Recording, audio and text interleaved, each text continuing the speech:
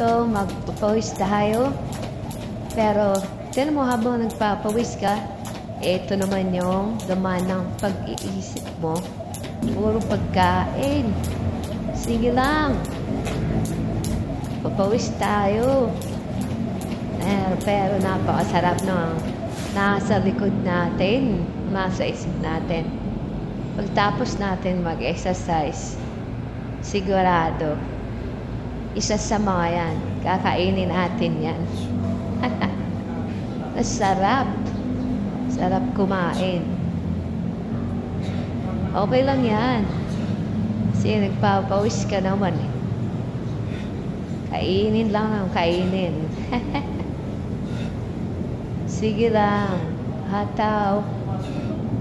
Ano ba yung masarap ipares dito? Sprite, Coke, Royal. Sarap pa naman, no? Lalo na yung isa nasa taas. Napakasarap. Go to. Meron pang tokwat baboy. Panalo.